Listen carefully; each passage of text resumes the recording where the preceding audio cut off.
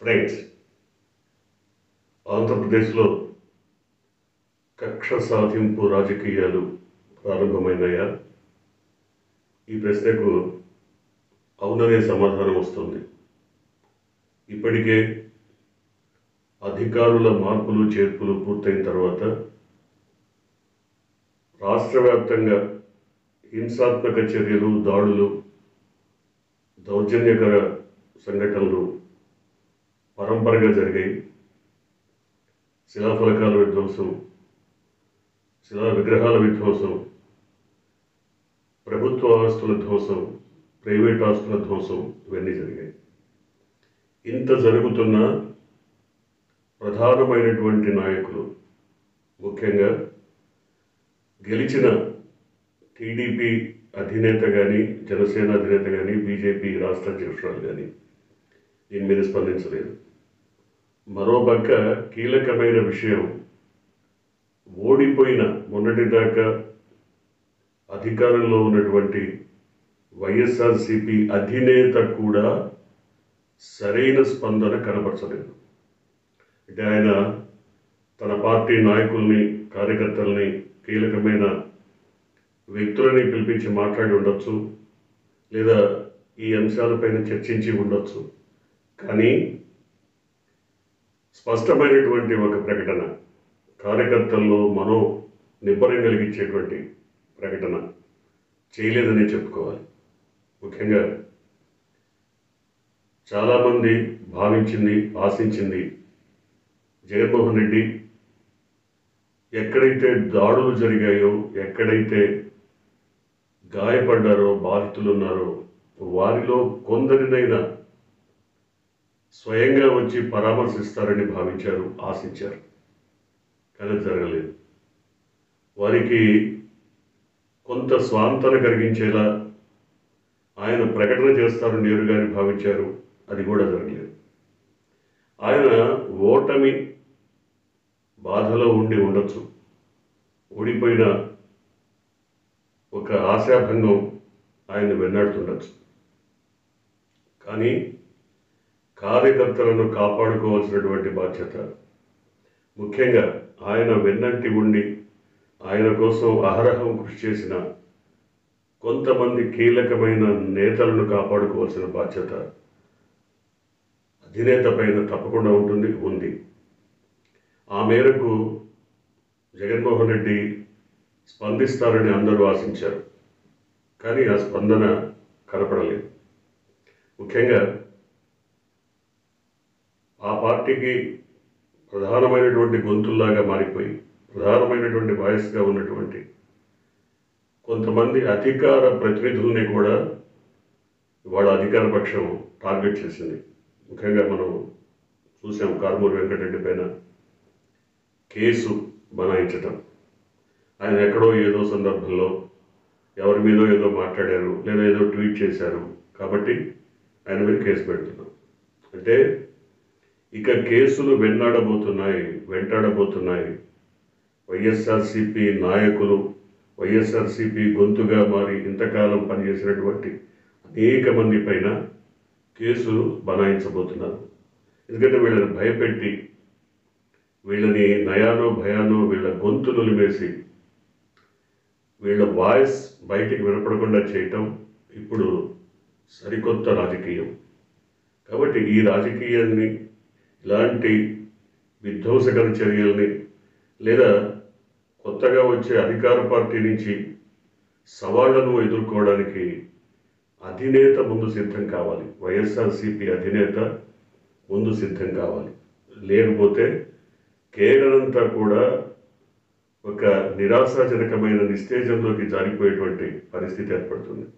ఇప్పటికే చాలామంది భయభ్రాంతులైపోయి గ్రామాలు వదిలిపెట్టి, ఇళ్ళు వదిలిపెట్టి ఎక్కడో వేరే ప్రాంతాల్లో తలదాచుకుంటున్నటువంటి పరిస్థితి. అంతేకాదు, కేవలం కింది స్థాయి కార్యకర్తలు, గ్రామీణ ప్రజానీకమే కాదు, నాయకులు కూడా వాళ్ళపైన తలపైన వేలాడే కత్తిని చూసి తప్పకుండా భయపడాల్సిన పరిస్థితి వస్తుంది. ఎందుకంటే కేసులు తప్పకుండా వెన్నడతాయి. కేసుల్ని పెట్టి వేధిస్తారు, జైళ్ళలో పెడతారు. వీటన్నిటికీ సిద్ధంగా ఉండాలంటే ముందు నాయకుడు బలమైనటువంటి నిర్ణయం తీసుకోవాలి. చాలామంది చెప్తున్నది అదే. సరే, ఓటమి, ఊహాతీతమైనటువంటి ఓటమి, ఎప్పుడు ఎవరు ఎక్స్పెక్ట్ చేయనటువంటి, అసలు కల్లో కూడా ఊహించినంత ఘోర ఓటమి వైసీపీకి వచ్చింది. అనేక కారణాలు ఉండొచ్చు. కారణాలు చాలామంది చాలా రకాల కారణాలు చెప్తున్నారు. కారణాలు ఏమైనప్పటికీ ఇందులో కారణాలు వెతికే కంటే అధినేతను సిద్ధం చేయటం చాలా ముఖ్యమైన పనిగా ఇప్పుడు అనిపిస్తోంది. ఎందుకంటే అధినేతకు కూడా మానసిక ధైర్యం, స్థైర్యం కల్పించటం ముఖ్యమన్న భావన ఇప్పుడు కనబడుతోంది. లేకపోతే ఆయన తాడేపల్లి గృహానికే పరిమితం అయిపోయి బయటికి రాకుండా ఇట్లా నాయకుల్ని పంపించడం వల్ల ఉపయోగం లేదు. మీకు ఒక చిన్న ఉదాహరణ చెప్పాలి. ఇందిరాగాంధీ ఓడిపోయి ఆమె ప్రతిపక్షంలో కూర్చోవలసిన పరిస్థితి ఏర్పడ్డప్పుడు కూడా ఓటమిని అంగీకరించిన 24 గంటల్లోనే ఎక్కడ దాడులు జరిగినా, ఎక్కడ గొడవలు జరిగినా, ఎక్కడ చిన్న అంశం తన దృష్టికి వచ్చినా ఆగ మేఘాల మీద అక్కడికి వాలిపోయారు. అది ఒరిస్సాలో సముద్ర తీరం బాలసోర్ కావచ్చు, కేరళలో కొచ్చిన్ కావచ్చు, మరెక్కడో అస్సాంలో ఇంకో ప్రాంతం కావచ్చు, కాశ్మీర్లో కావచ్చు. కానీ ఆవిడ ఎక్కడికి కావాలంటే అక్కడికి ఉరుకులు పరుగుల మీద వెళ్ళి కార్యకర్తల మనోనిబ్బరాన్ని పెంచారు. కాంగ్రెస్లో ఒక కసిని తీసుకొచ్చారు. గెలవాలన్న ఒక ఉత్సాహాన్ని నింపారు. ఇలాంటివన్నీ గుణపాఠాలుగా, పాఠాలుగా నేర్చుకోవాల్సినటువంటి అవసరం ఎంతైనా ఉంది. లేనప్పుడు కార్యకర్తల్లో మనోధైర్యం నింపడం ఎవరి వల్ల కాదు. వాళ్ళు కనుక ఒకసారి ఆత్మస్థైర్యం కోల్పోతే వాటిని పునరుద్ధరించడం ఏ నాయకుడి వల్ల కాదు. కాబట్టి ఇప్పుడు వైఎస్ఆర్సీపీ అధినేత జగన్మోహన్ రెడ్డి బయటికి రావాల్సినటువంటి అవసరం ఎంతైనా ఉంది. ఆయన బయటికి రావాలి. బయటకు వచ్చి ప్రజల్లో తిరగాలి. అంటే ఏదో ప్రస్థానంలాగా, ప్రజా ప్రస్థానంలాగా లక్షల మందిని వేసుకొని, జనాలు వేసుకొని తిరగక్కర్లేదు. బాధితుల్ని కనీసం పరామర్శించాలి. ఎక్కడెక్కడ ఎవరి మీద దాడులు జరిగాయి, వాళ్ళకి అవసరమైతే అంతో ఎంతో ఆర్థిక సాయం పార్టీ తరఫున కానీ మరో రకంగా కానీ ఇప్పించడం చేయాలి. లేదా వాళ్ళకి భరోసా ఇవ్వాలి. మీకు వెనక మేము ఉన్నాం, మీకు అండగా ఉంటాం అని స్థానిక నాయకులు ఇస్తే సరిపోదు. పార్టీ అధినేత కనుక వచ్చి ఆ పని చేస్తే ఖచ్చితంగా రాష్ట్రంలో ఒక నూతనోత్తేజం, నూతన ఉత్సాహం ఖచ్చితంగా కలుగుతుంది. కార్యకర్తల్లో ఒక ఆత్మస్థైర్యం కలుగుతుంది. ఇది చేయాలి. అంతేకాకుండా ఇప్పుడు టీడీపీ పార్టీ కొంతకాలంగా ఒక పద్ధతిని అనుసరిస్తోంది. కార్యకర్తలకి వాళ్ళ జీవిత బీమా లేదా రకరకాలమైనటువంటి ఇన్సూరెన్స్ ఫెసిలిటీ కనిపిస్తుంది. అలాంటివి వైసీపీ కూడా చేయాల్సినటువంటి అవసరం ఉంది. అవసరమైతే ఆ ప్రీమియం మొత్తాన్ని పార్టీయే భరించి వాళ్ళకి బీమా కల్పిస్తే ఖచ్చితంగా వాళ్ళందరూ కూడా ఇటువంటి విపత్తులు వచ్చినప్పుడు ఎంతో కొంత బీమా సొమ్ముని వాళ్ళు పొందేటువంటి అవకాశం ఉంది. తప్పకుండా ఇలాంటివన్నీ సరికొత్త చర్యలన్నీ చేపట్టాల్సినటువంటి అవసరం ఉంది.